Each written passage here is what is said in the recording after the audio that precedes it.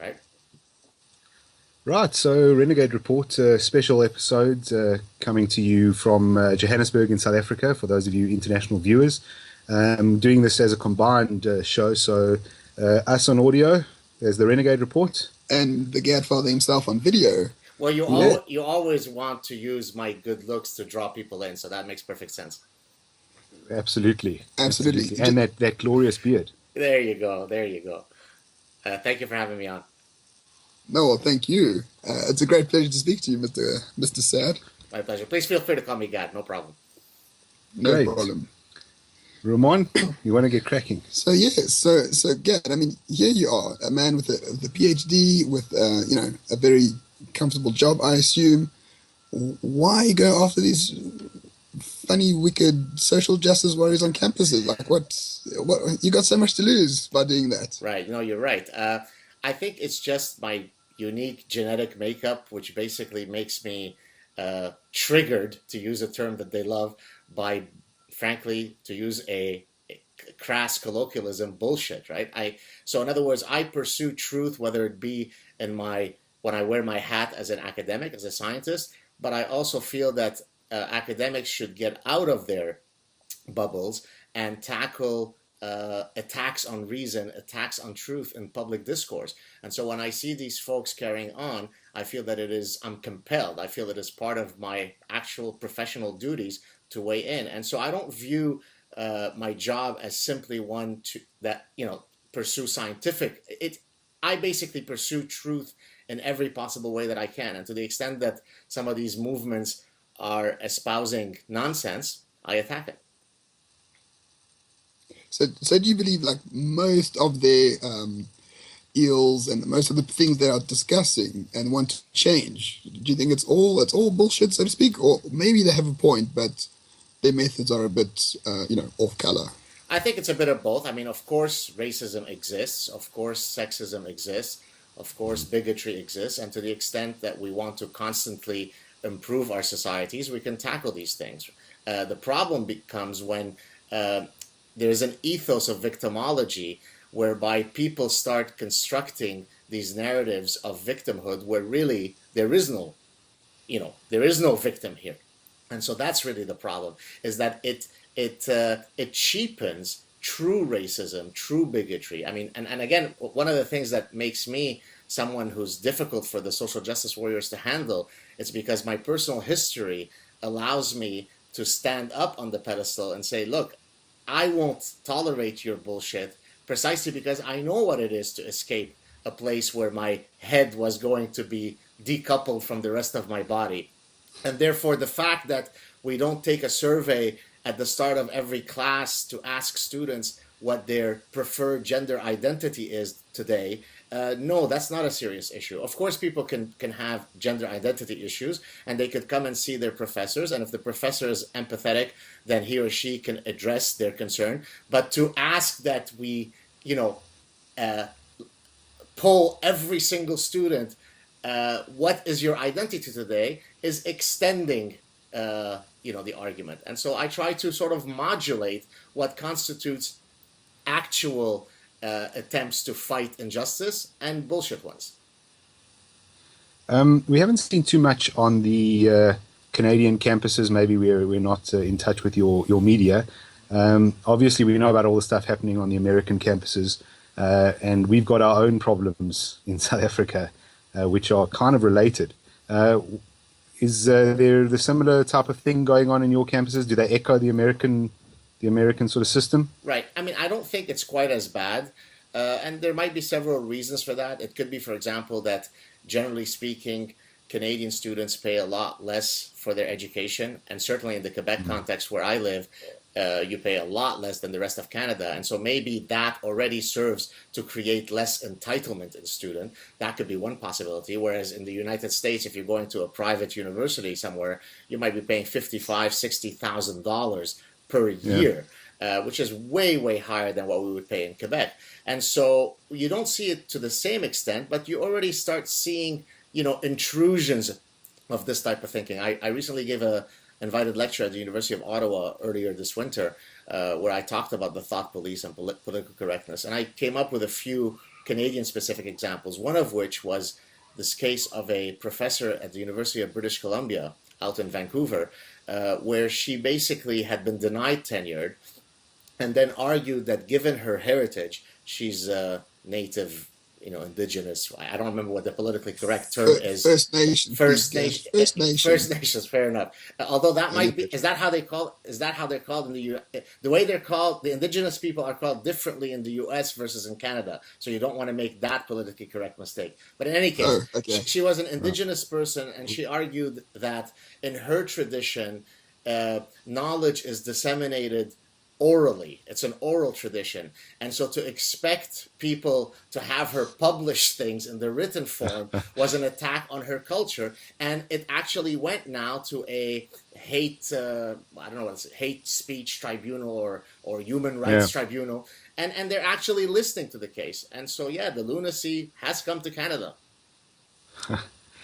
Tell us a little bit about, please, you're welcome to ask us any questions as well, whenever you like, but tell us a little bit about your Prime Minister, who I know you're a big fan of. Huge fan. Well, Justin Trudeau, facetiously, he's referred to in several ways. One is hair boy. Some call him shiny pony, the pretty boy. Number one, he is a handsome guy. He's a young guy. He's got beautiful, lustrous hair. But he's a man who, there are two broad issues that I think are problematic with him. One is that until he entered politics, you couldn't have identified somebody who was less accomplished in life. Literally, it would be difficult to think. Not even Bernie Sanders. Not even Bernie Sanders, that's right. So he was a guy who, had been a substitute drama teacher. He had been a snowboarder. No disrespect intended for snowboarders, but that's not usually the fast path to being prime minister of a major country. And so he had done pretty much nothing. Then he entered politics on the wave of his dad's name and eventually rose to become prime minister. Now that's okay, that's fine. He did it. The problem is that when you talk about social justice warriors and the guys that I call the Ostrich Brigade or the Castrati Brigade, it is difficult to identify somebody who epitomizes that creature more than Justin Trudeau. So, for example, on every possible issue that you could think of, he couldn't be more wrong on that issue. So he just espouses all of the sort of feel-good, la-la land stuff of such social justice warriors, and it's grotesque because you expect somebody who's leading a country to have a bit more groundedness in reality, and so that's my problem with him. I don't know if it is true, but I saw a quote. It says something to the effect that if you kill a terrorist, they win. It's funny that I still don't know what on earth that means. Yeah, so I had actually, as you probably know, I do a lot of satirical stuff and a lot of sarcastic stuff because I actually think that satire is really the surgeon's scalpel to cut through the BS. And that's why oftentimes you have religions that forbid humor, right? They forbid satire precisely because it is such a powerful methodology to get through all this nonsense. Well, I had actually satirized that position before he had even stated so. Now, I don't know if that particular meme is true or not, but I had written something to the effect, you probably can go find it somewhere on Twitter, where I had said, if we kill our enemies before they behead us, then we lose. On the other hand, if we let them behead us, then we win because we died without being racist. And then, a few months later, Shiny Pony apparently comes out with it. It's breathtaking. He's a guy who, before he was prime minister, he was a member of parliament. He had gotten very, very upset, sort of very petulant and indignant when someone had referred to, I can't remember exactly, I think it was honor killings and child brides and female genital mutilation and all of these practices as barbaric.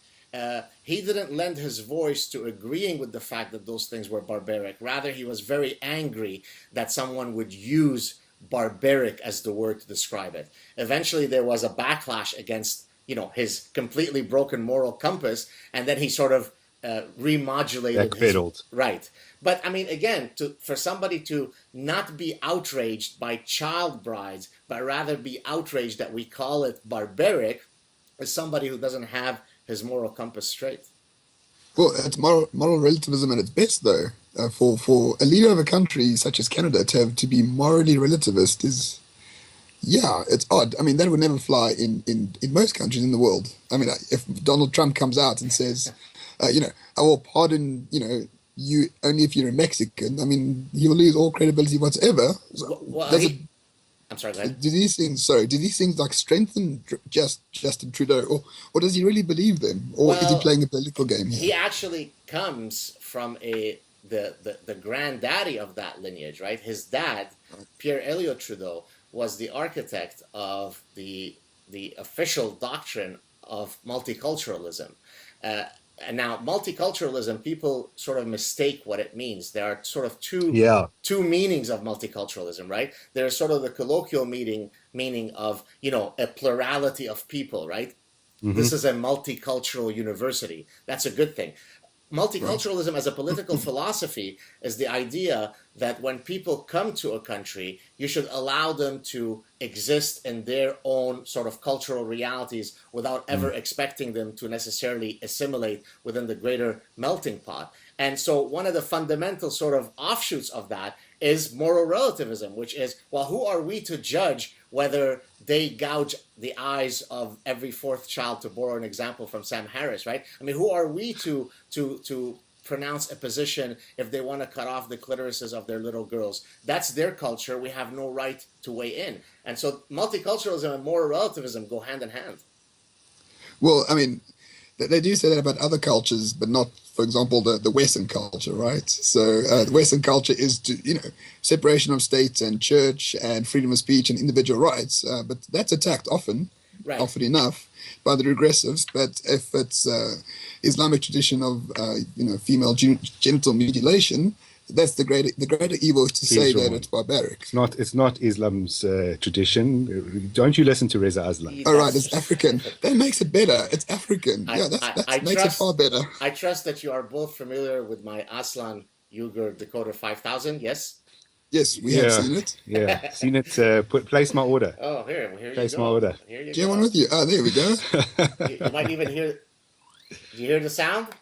It's Yeah. actually decoding our conversation. There it is. I always have it handy in case I get inspired for my next sad truth clip. Yeah, I mean, look, it is part of the ethos of progressivism, in quotes, because I don't think these people are truly progressive, to basically self-flagellate at the altar of political correctness. And one of the ways that you do that is by always looking inwards for everything that's bad, right? It's progressive for me to say that Western culture is evil. The true problem with all maladies of the world is Western culture. That's progressive. But to point to that religion of those disenfranchised brown people, well, that's just racist and grotesque. And the reality is that most people in academia actually believe this nonsense. And I've said this before, maybe I could mention it again. Uh, Sure. I had I like to retell the story because it's so powerful in explaining exactly what we're talking about. When I post things on my private Facebook page, criticizing anything, if it's something that I'm criticizing, say Christianity or Judaism, some Hasidic Jew on a plane puts a thing around him. I don't know if you've seen that. He puts sort of a bubble, a plastic bubble for some religion, Yeah. some nonsense. Then people will like it. It's progressive. I'm attacking religion. If I criticize some Republican senator from Alabama who is denying evolution, well, that's very progressive. I'm an evolutionary scientist, and it's progressive to attack. But if I attack something of Islam, well, first of all, not only is there silence, but there is blowback. And the example that I like to give is I once posted a clip of an Iraqi astronomer. This was in Arabic, but with subtitles, where he was basically saying that it is incorrect to argue that the Earth is not flat, and then he refers to some Quranic verse where I remember this. right now. I mean, it's difficult to imagine a more nonsensical position. I mean, if anybody else said that without it being under the protection of the cloak of religion, you would place him in a mental institution. But the fact that he could sort of invoke the Quran, then, it was off limits. And so I get a reply from an evolutionary scientist, a fellow evolutionary scientist. Her position was, Why is it that you're ganging up on these poor people? What's the point of you showing this? So she wasn't offended as an academic, as a pursuer of the truth. She wasn't offended that a fellow scientist was espousing the idea that the earth is flat. She was upset that I would point to him saying that. It's lunacy. Yeah. Yeah. Mind-boggling. So the identity politics versus the ideas. Just wanted to find out, we've got similar issues in that our universities are sort of hives of the left, now sort of becoming the regressive left, essentially Marxists. They have been for a very long time, and I don't think it's unique at all to our country. How is this playing out in your sort of daily society? So, give you sort of some background to South Africa. We have an ongoing narrative of what's being described by certain race baiters, who literally write books about how racist everyone is. That every week there's a racist incident. The latest one is a church pastor this past week stood up and told his congregation that black people and white people should basically mix together, and essentially that you shouldn't sort of begrudge white people who have money because they may have worked for their money. And this is now the latest racist sort of scandal in South Africa. So we have that on an ongoing basis, virtually weekly. That's part of our sort of social justice and sort of very left kind of attacking identity politics thinking. And what's happening in sort of Canadian discourse? Well, I mean, you see some of that stuff. You see a lot of cases of supposed Islamophobia, right? And this, you see it not only in Canada, but also in the US. The Islamophobia machine likes to drum up endless examples of how, Muslims are are afraid to come out of their house because there is such a dangerous environment for them. I mean, the reality is nothing could be further from the truth, right? There is no place where Muslims are able to practice their religion in complete freedom and in complete equality than what is afforded to them in the West. That's why they leave their countries to come to the West. But yet it is important for those who wish to peddle this idea of Islamophobia to convince people that, on a daily basis, Muslims are being mistreated, the hijabs are being taken off their thing, they're afraid to walk out of the mosque. Now, of course, there is cases of bigotry. But for example, the FBI statistics came out. Every year they come out with their sort of yearly hate-based crimes. And guess who comes out number one in terms of being the greatest victims of hate crimes? Way, way higher than Muslims. This is in the context of the U.S. Can you guess which group? Jews. Exactly right. Really? By far. Yeah. Jews. By far. Wow. I don't remember the exact details, and somebody will correct me, or we can probably post the link later at the bottom of the show. It's probably something to the order of 5-1. But that's not a good narrative, because then it shows that Jews remain the most stigmatized and most attacked group. It's much easier to convince, or much nicer to convince people, if you are in the Islamophobia industry, that it's really the Muslims now who are afraid to walk out of their house. But the data is simply not true. It's not there.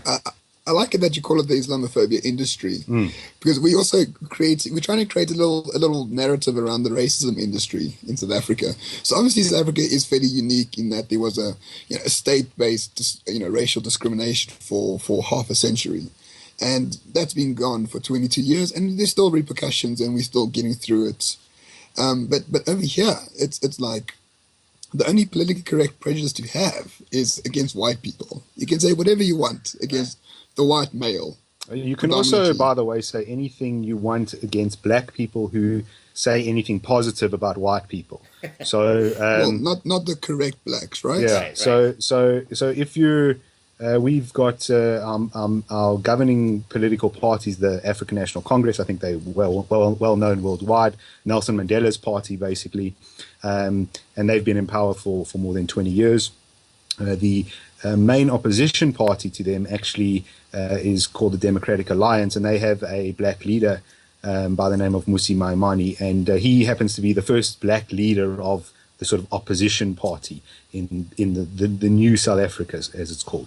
And he regularly gets basically racist attacks from his fellow blacks in the African National Congress, because they cannot reconcile that he's on on opposite side of the political spectrum, so to speak. Well, listen, many of the guests that I've had on my show who are either ex-Muslim or still practicing Muslims but who criticize Islam are exactly facing the same issues as this gentleman that you just spoke of, right? I mean, I haven't had Ayan Hirsi Ali on my show yet, but Ayan Hirsi Ali, Asra Nomani, who has been on my show, Tariq Fatah, Salim Mansour, Rahil Raza, Majid Nawaz, who hasn't been on my show, but who also suffers from these kinds of attacks. So if you are an insider and you are not adhering to the narrative, then of course you are either an Uncle Tom if you are black, or you are, I think the term is native informant if you are Muslim and you speak out against Islam. And so anything will do as long as we can shut you down, shut the narrative. But I wanted to mention, I mean, speaking of the Islamophobia industry, this is an example that I actually also have discussed in a very few forums. And since you were asking about the Canadian context, here's an example of social justice warriors in Canada. So this woman at Queen's University, student, decided to don the hijab to demonstrate, hopefully she was hoping to demonstrate that there would be widespread bigotry against her. Are you familiar with this case? Have you heard me talk about this before? Or no? No, Okay. not this one. Okay.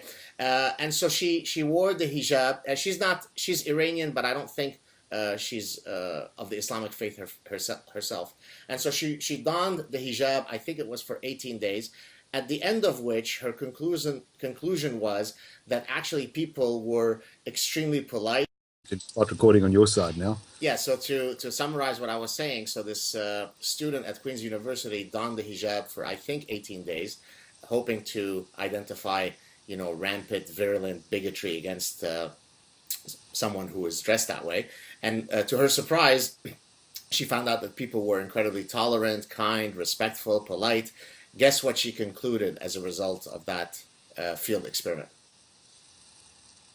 Something absurd. I'm trying to be as absurd as possible. Put on your steroid, castrati, ostrich mindset on and give me your best shot.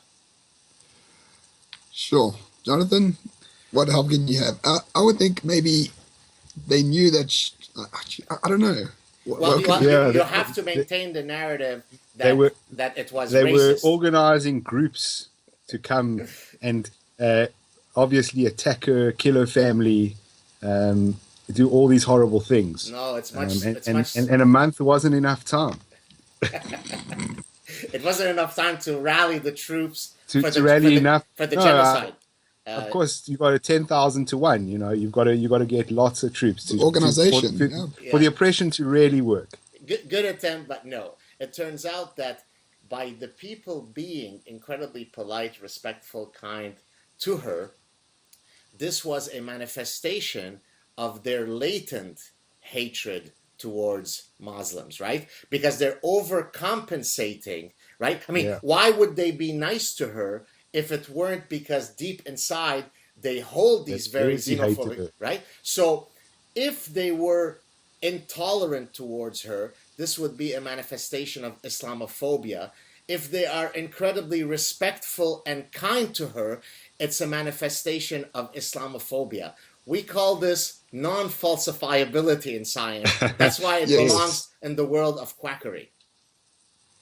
Well, it's as circular as it gets. Like here, the white privilege is a big argument against people like us, right? A Jew and a French Arab, we have white privilege. And so we say, no, we don't have white privilege. It says, no, but because you say you don't have white privilege, that shows that you actually do have white privilege.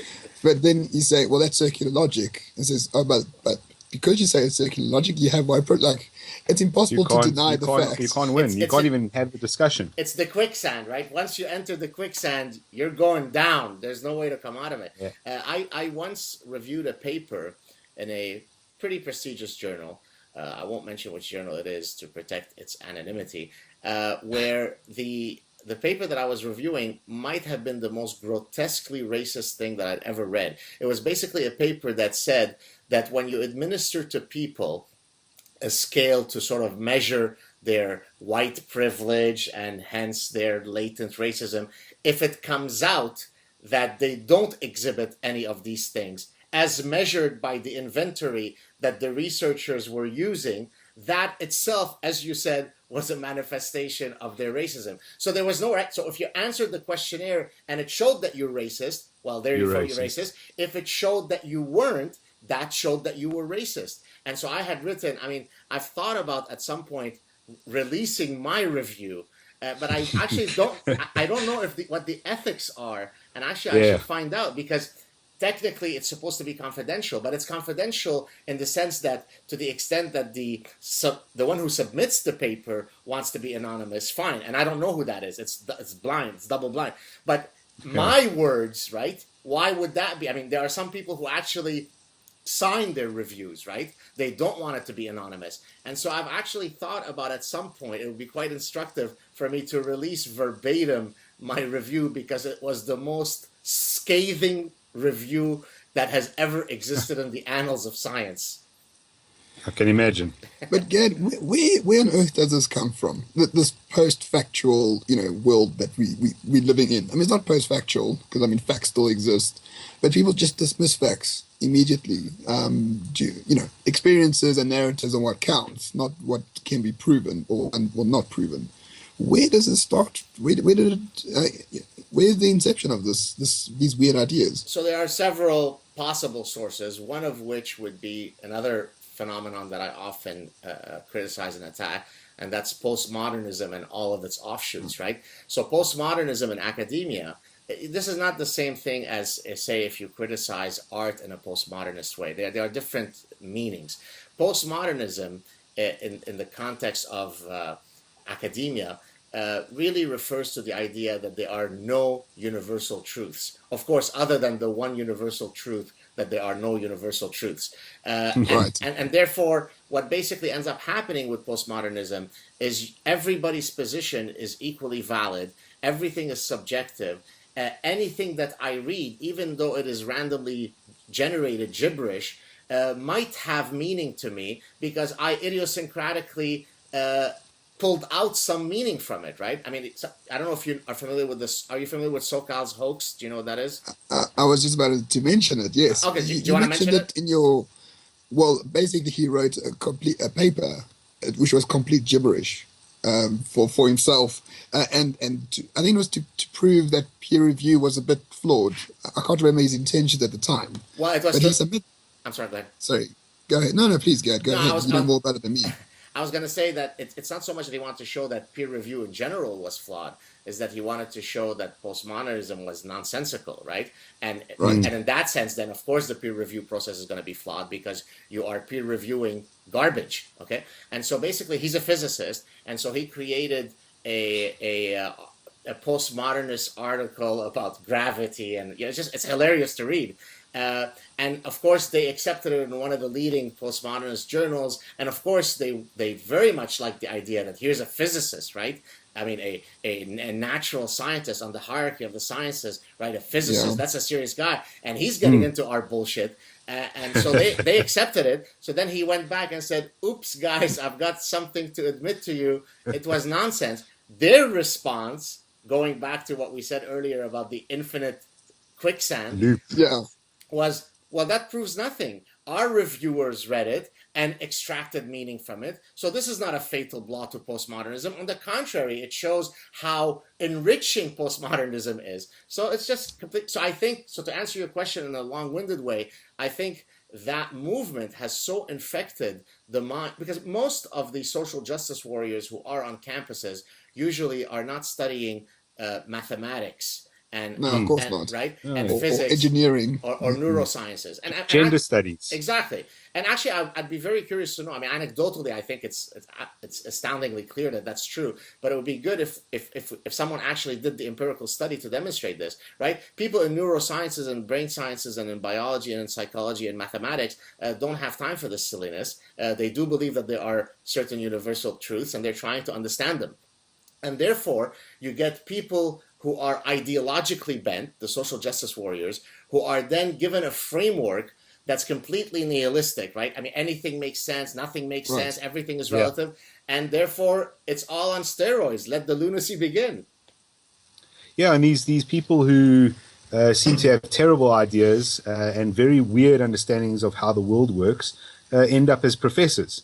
And it makes a farce of the academic system as well, because certainly they will hate me for saying this, but a gender studies or diversity studies professor, I don't think just holds nearly as much weight as a professor in neuroscience or a professor in psychiatry, psychology, or any of those kinds of fields, an engineering professor.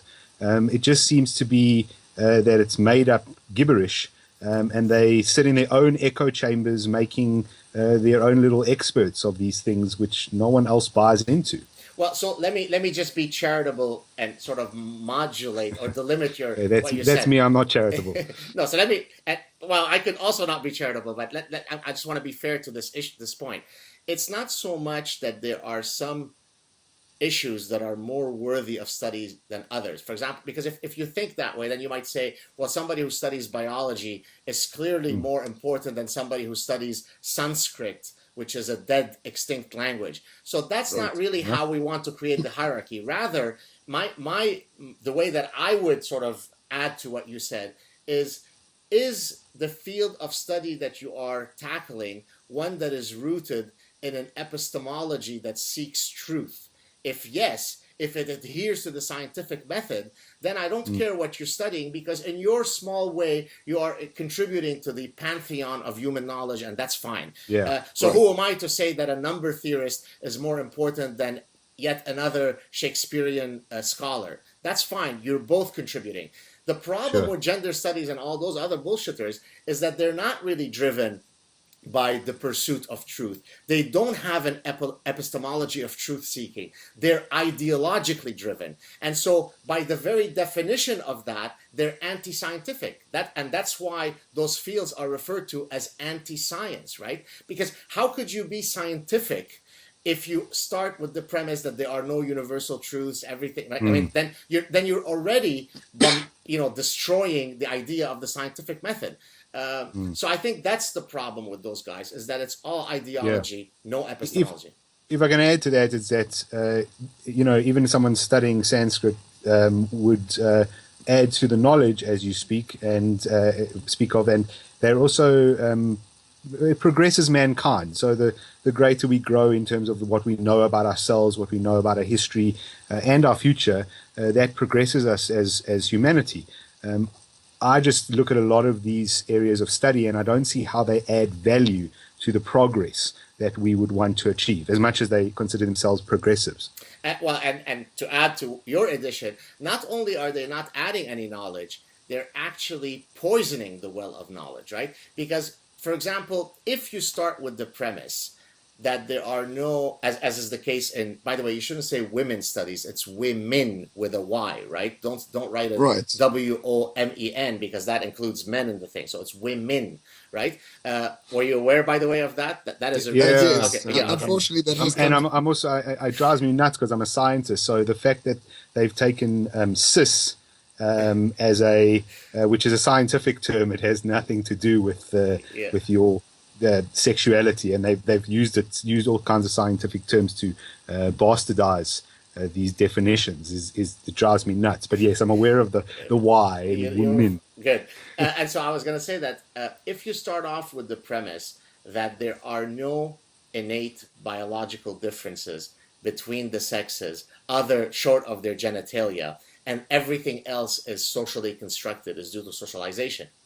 Well, that is a profoundly, demonstrably false position. I mean, biologists define humans as being a sexually dimorphic species. I mean, that's the way we're defined as a species, right? So, indeed. So if you start with that premise as your starting point, and then you're now going to build in your tree of knowledge, you're going to start with that root node and build from there, then anything that starts after bullshit is bullshit, right? And so that's the problem with these fields, is that they're not, and actually I'm writing right now, I'm just revising a paper for one of the leading journals in my field, where I actually talk about these trees of knowledge. And I basically refer to the notion that what makes physics, chemistry, and biology prestigious or more so than sociology and some of the other fields, is not that because physicists are inherently smarter or more sophisticated than sociologists. It's because they operate, and I actually made this point in my first book, it's because they operate within trees of knowledge that are consilient. And consilient is a beautiful term that very few people sort of know what it means, and it was reintroduced into the common lexicon by E.O. Wilson, the famous Harvard biologist. It refers to unity of knowledge. So when you talk about consilience, you could say that physics is more consilient as a discipline than sociology, precisely because, chemists are not debating whether some believe in the periodic table and others are anti-periodic table, right? But in the social sciences, the starting point could already send you to completely different parallel universes. That's the problem with the social sciences and certainly the humanities. And unfortunately, what happens is a lot of people who go to university and can't get into the hard sciences, they end up doing these sort of things, the social sciences, and then they believe they're right, and then they become journalists and write in mainstream media, and then these ideas just populate and pollute the social discourse in a particular place. I mean, we see it here. The only people who talk about white privilege are journalists and comedians. Comedians. And look, they're not very funny, but they call themselves comedians. Yeah, they're not very funny at all. But it's only journalists, comedians, and people who write books about race. Right. As someone told me on Twitter, the brain surgeon, he's not ending his surgery and then going on Twitter to tell me that I have white privilege. No one says that to me except for journalists on Twitter. No, I mean, and it's remarkable. It's grotesque. So the people who disseminate ideas in the country are the ones that have this poisonous ideology. It's ironic. And they're the ones who are the most politically engaged, right? So, for example, people have asked me, are these social justice warriors walking around, in every, hallway of every department? And of course, the answer is no. But it doesn't take 100% of a population to terrorize everybody, right? It takes a very few, very committed, very loud, very motivated people to poison the well for everybody, right? I mean, it took 19 guys to bring down the Twin Towers. It didn't take 33 million people, right? And so so I think that's the blowback that you sometimes get from people where someone says, well, aren't you exaggerating the incidence of the density of these people? Well, nobody is saying that in every university 70% of the people are social justice warriors, but you don't need 70%. You just need, typically they are always in the student unions. They are always in the student governments, right? They are the one, right? As you said, the guy who at the forefront of protests, which we've seen here. Exactly. It's not the guy who is studying for his neuroscience exam tomorrow who is coming to protest whatever. And therefore, what you end up getting is this sort of grotesque self-selection bias, and they control the narrative. And I'd like to think that, if I may say, guys like me, and now I think there's a growing number of professors who are finding their testicles somewhere hidden in their pants, and they're starting to slowly come out and speak against this. And I think all it takes is this blowback movement to come into effect, and hopefully the problem can be resolved. Well, it's interesting. You say there's some professors sort of getting on board. We've had an interesting situation at the University of Cape Town. I know you spoke to Gareth about this, but essentially we had that situation where a number of students decided that the statue was of Cecil John Rhodes. The movement is quite worldwide known now because they made a noise at Oxford as well. It's called Rhodes Must Fall. They decided that walking past the statue every day was oppressive, triggered them and all that kind of stuff, and the statue needed to go. The statue was reminiscent of someone that had stolen land and was barbaric. Of course, the fact that he lived 200 years ago and he was actually not particularly a bad guy for his time, that's out the window. And so they make a big noise about the statue going, to the point that at the meeting that the council of the university was having to decide what they were going to do with the statue, halfway through the meeting, these students stormed in and were singing basically one, I can't remember the exact wording, but essentially one professor, one bullet. That was the type of threat of violence that took place in this council meeting. Eventually they kick everyone out, And about 180, I'm sure I'll get corrected on the number, but it was in that region, 180 people have a vote on what they're going to do. And of 180, 179 academics who are supposedly free thinkers and have their own views, beliefs, etc., backgrounds, informing everything they do. 179, if it was 180, the numbers might be slightly off, but 179 voted get rid of the statue, and only one person voted against, which, if you think about it, is just so unrealistic in terms, especially in such a controversial sort of topic with so many different varied issues. And so we haven't actually seen that. We haven't seen our academics stand up against any of this. In fact, our academics, unfortunately, are leading the charge as part of the regressive left. Well, yeah, I mean, I was trying to be a bit more optimistic, but thank you for that infusion of pessimism.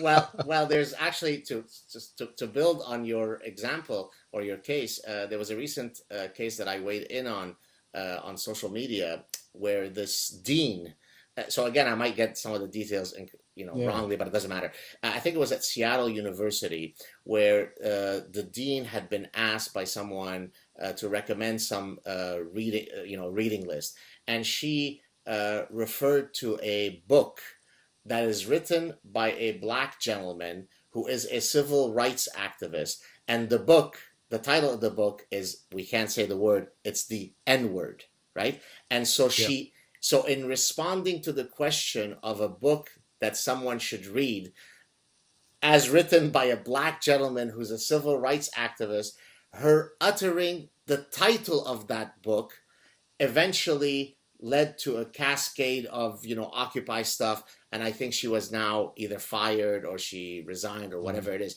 So, I mean, this is the kind of lunacy you're getting, right? I mean, had she said the N-word, then that would not have been triggering. It would not have been aggressive. Yeah. But to the extent that she actually said the word, it's maddening. We've had, it's interesting because these tactics, and we've had a guest who described it quite well. He said the left eventually eats themselves.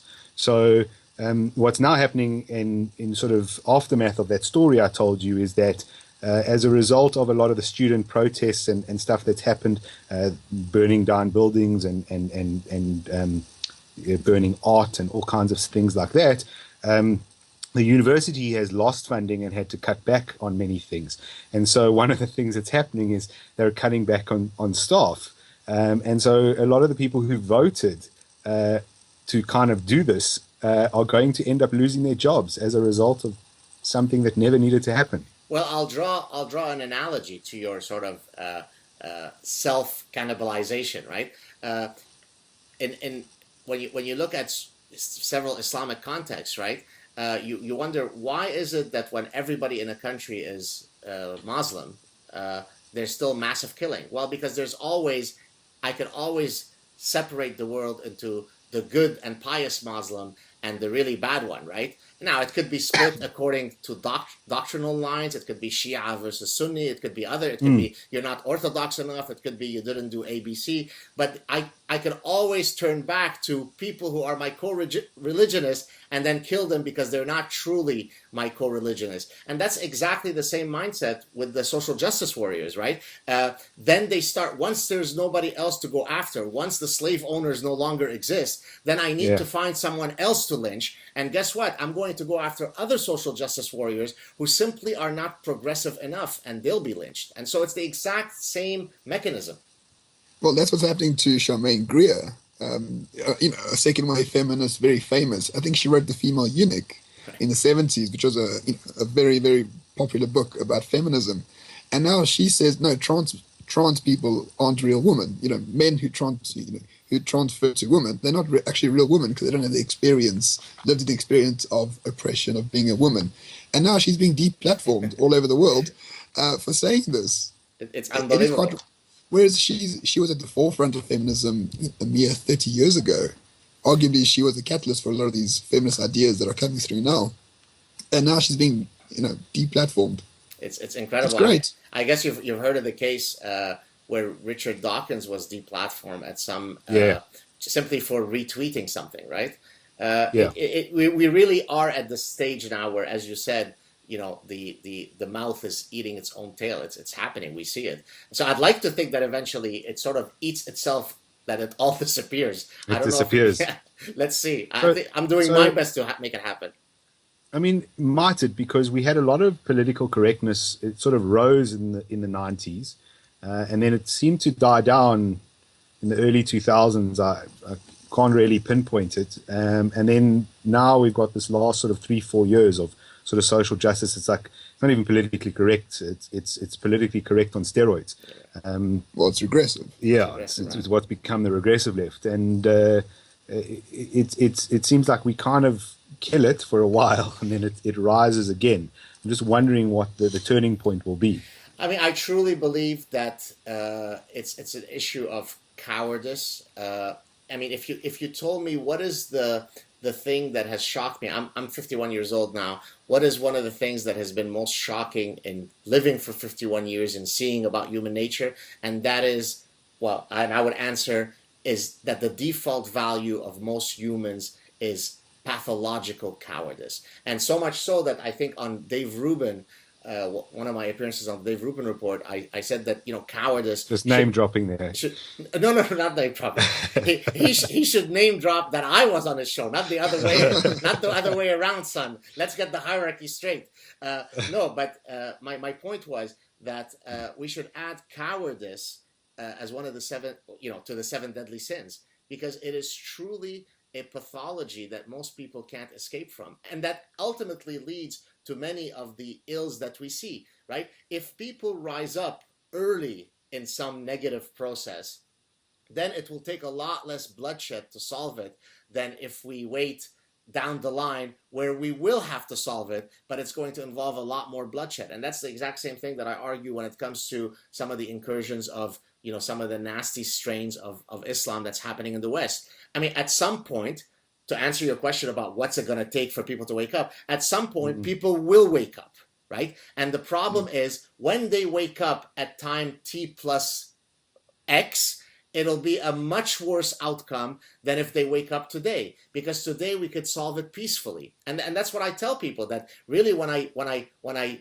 speak about these issues, it's really to stop violence, right? I came from a world that is of a level of brutality that you can't imagine in movies. I mean, the Lebanese civil war that I escaped. So I know what happens in those countries. I don't need to look at the news reports. I've lived it. That was my childhood, right? Now, it's going to happen here, maybe in 30 years, maybe in 100 years, maybe in 300 years, but not everybody will be happy to go along to the abyss of darkness quietly into the abyss, right? Men will wake up, and when they do wake up, it's going to be nasty. So let's solve it today rather than solve it down the line with more bloodshed.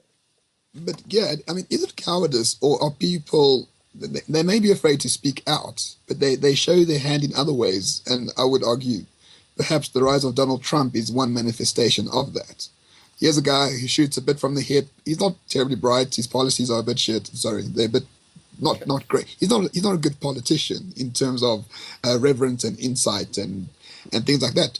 But he's not afraid to say what's on his mind. He's what he says is what he believes. So people are too scared to come out, say at a rally, for example, like for Mizzou, when social justice warriors took over campuses.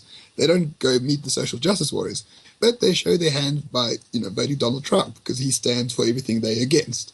So is that one way to curtail social justice in a way? I would say that that's too tepid. And let me now bring in some theorizing from evolutionary biology. You ready? Here we go. Indeed.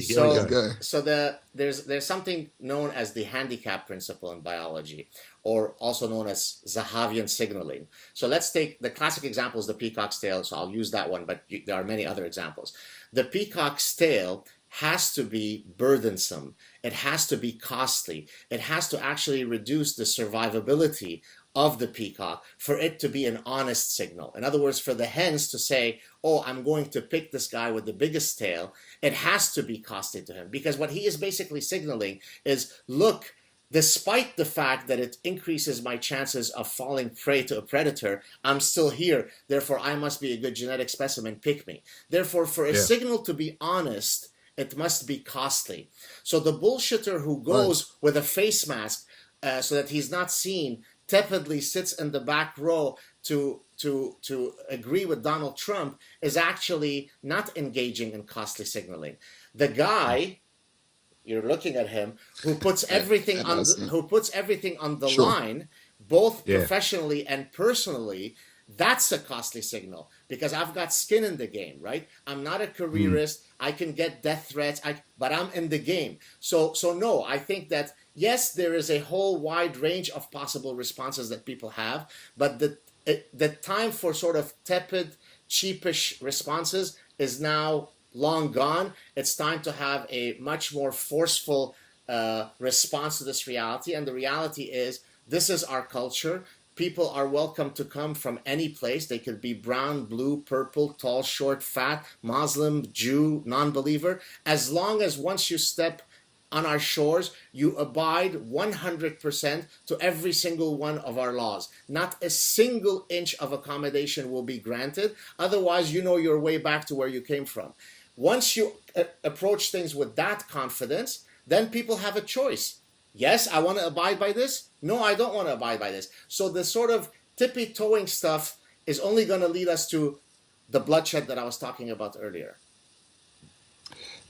That's quite vivid, and it does make a lot of sense. Another thing, though, I mean, do you think people understand the dangers of social justice warriors? I mean, we have spoken about it before, but many people I speak to and I'd say, what do you think of whatever, white privilege? And then like, I have no idea what you're talking about. They have no concept of what social justice is. They just see a few students on campuses, having a bit of a row, but they're like, that's what students do. Like, it's not that much of an issue. So many people are unaware of the dangers. Right, and I think the reality is that most people are not sufficiently engaged in these discussions, right? Even for something like the civilizational threats that we're facing, most people are busy, making sure that they have the right ingredients for tonight's dinner, right? I've got to prepare for my prom dance tomorrow, so I got to get my suit. I'm getting married next week. My child is about to have his bar mitzvah. I've got to purchase the tomatoes. Let somebody else handle this big issue, right? There's enough people out there who hopefully will handle it for us. I'm busy leading my busy life, right? And that's the problem, and that's what I refer to as a manifestation of the tragedy of the commons, right? Don't diffuse the responsibility to others. Not everybody is going to be a hero. Not everybody responds in the same way, but everybody should do their small part to the grand battle. And frankly, I've received innumerable messages from people that say that precisely because they've heard me speak in the manner that I just did, that they've decided to start taking on their friends on Facebook.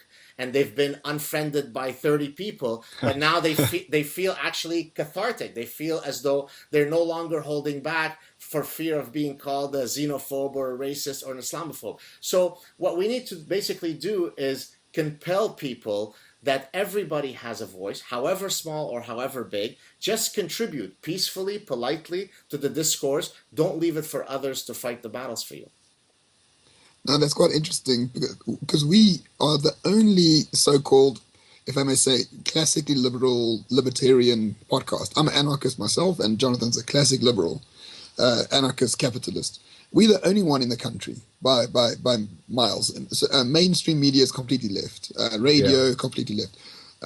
What else? I mean, even books, book sales, magazines, everything that is sold in this country that does relatively well is left-wing. Completely. We're the first ones to be, dare I say, right-wing. And when we first put the proposal to Gareth, who owns the station, he said, do you really think anyone's actually going to bother listening to you? Yeah. Because, I mean, they're not dangerous ideas. They're common sense ideas. They're just not popular. And certainly in our society. And a lot of the ideas we have, freedom of speech is unpopular in South Africa at the moment, which there's so many ironies there. But freedom of speech is unpopular. Not considering yourself part of some sort of larger collective group is unpopular. Wanting to be an individual is just completely out of the question. But the problem we face is that we've had decades of national socialism in a way through apartheid, and the effects on the psyche of people that it had is is taking a very long time to disintegrate. People still believe in binaries, the rich and the poor, or the black and the white, or whatever binaries they want. Employed and unemployed. Yeah. So in a there's very sense, little sense of the individual so what I was in going this to say, country. so the South African unique context, what you're saying, in a sense, creates a more fertile environment for some of the mindsets that we've been critiquing, right? Is that really what you're basically saying, right?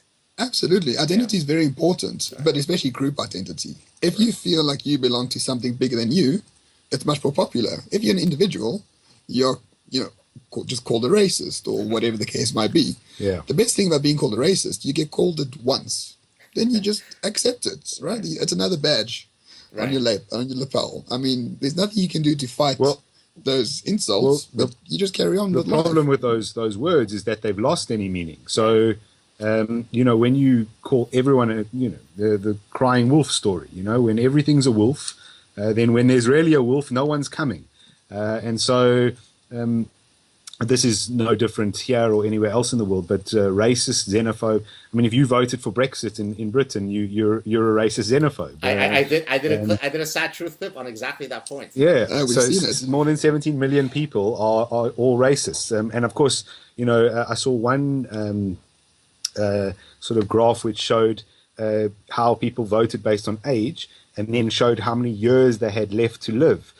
Based on the sort of lifetime average in the country. So effectively saying that if you're older, you have less right. Well, you were older and you were close to suffering from dementia. So you were a xenophobe Nazi, elderly, demented person. That's the only way that could explain why people would want to leave Britain, leave the EU.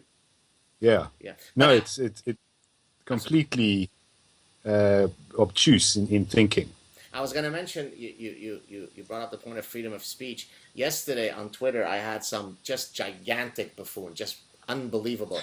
He referred to me and generally as a Jewish person, kike, right? Which is a derogatory. I love that. Now I don't. Oh, did you? The alt-right. But did you see the exchange between? So I saw the first part. But tell us. So I tried to engage. To a fault. Really, I need to find a way to not engage with so many people. And as a matter of fact, people write me privately and say, "What are you doing? You should be unreachable." Yeah. But it's just maybe part of my personality to get out of the ivory tower, to engage people to a fault. And so after a few backs and forths, where clearly this guy was the reincarnation of somebody from the Nazi party, and I don't invoke the Hitler analogy lightly, but kike this. Godwin's law is stupid. Some people are like Hitler. Exactly. And so I said, okay, sorry, son, it's time to go on mute into the dark abyss of quiet. And I muted him and blocked him. Now, so I can't see anymore what he's saying, but then other people, I could see that they're engaging him. And he's basically arguing that I am such a hypocrite because on the one hand, I champion free speech, and yet I am censoring him. So, all right. So how, and then the term that I used is, there are different degrees apparently of being lobotomized, but in his case, it's more than lobotomized. His whole brain has been excised from his cranial thing, right? Because to be able to argue that my not willing to stand while you hurl a tsunami of Jew hatred at me is a manifestation of not granting you your right of free speech.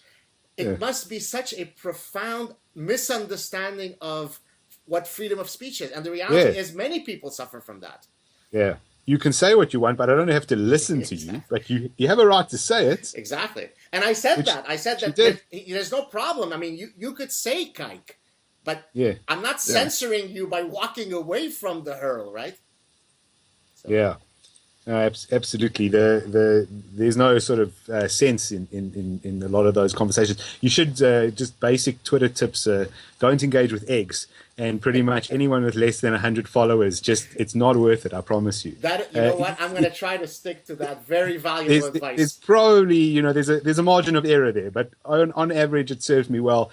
Every time I engage with an egg or someone with less than 100 followers, I regret it. I think maybe we should put the 100 at much higher. To be safe. Maybe. Well, yeah. Look, so it depends how much validity you want to the opinion. I think your confidence interval will increase the more followers they have. Right. Fair enough.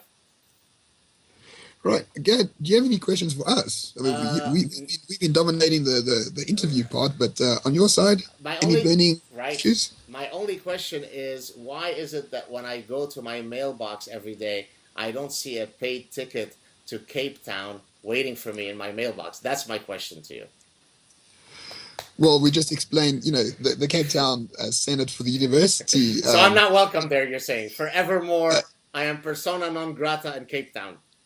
Probably not. You'll probably walk in and you'll be pelted with tomatoes and who knows what else. I mean, despite the fact that you are on the oppression scale, you at the top, Yes. as an Arab Jew who fled his homeland. Thank you for not saying overweight, but I'll say it for you. But go ahead. Yes. Oh, right. No, that's fat shaming. We don't do that here at all.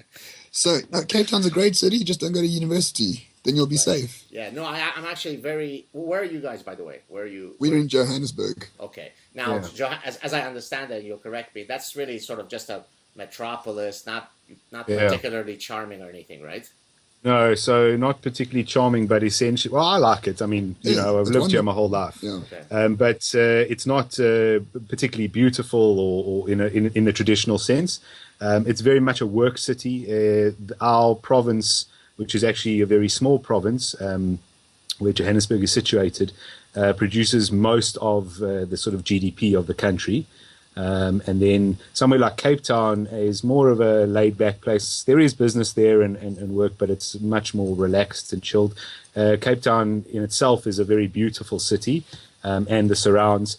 They do have their problems, though. They've got a lot of gang violence, and they're one of the sort of stabbing capitals of the world, but not sort of in the sections where you would go as a tourist, right. In sort of the lower income areas. Which is one of the big problems. But it's a beautiful city. It's well worth visiting. Yeah, I was telling Gareth yesterday that in the images that I've seen of Cape Town, it feels very much like a place that I could call home, because it sort of reminds me of both Lebanon and Southern California, where I've also lived and have had family. Well, in summer, about 40% of the population is European. Oh, is that right? So lots of Germans, French, Belgians who have holiday homes and basically go there for the winter in Europe, the summer. And there's a juxtaposition between sort of the ocean and then these big mountains, which you also find in Lebanon, right? I mean, one of the beautiful things about Lebanon is that people used to always say that, you could be at the beach where it's scorching hot, and then you could drive for an hour and you could go skiing in the mountains of Lebanon. And you get a similar sort of topography in Southern California, and I think at Cape Town. So I'm drawn to the place, if only because it sort of reminds me of my hometown. Yeah, no, it's a beautiful city. It's just very insular. So people who come from Cape Town are those very preppy white people, if you know what I mean. It's, I see. Like Connecticut in the US. Yes. I see. Okay. So Uppity. Very much so. I mean, very proud of being from Cape Town, even though they had nothing, to do with being born there. But very, it's nice to go on holiday. To live there, it's far too slow. Got you. In most ways. Got it. I think I've exhausted my questions. I don't have any other questions for you. No, that's done. Yeah, we've done well. We've done well. We can't complain. Okay. Thank you so much for coming on the show. My pleasure. We really appreciate it. It's great to have you.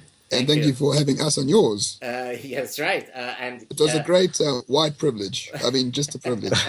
March forward. I wish you all the best of success with your show, and more generally with the whole hub that Gareth is trying to create. Best of luck, guys. Thanks very much. Thanks so much. Cheers. Take care. Bye-bye. Speak to you soon. Ciao. Cheers. Bye. Bye.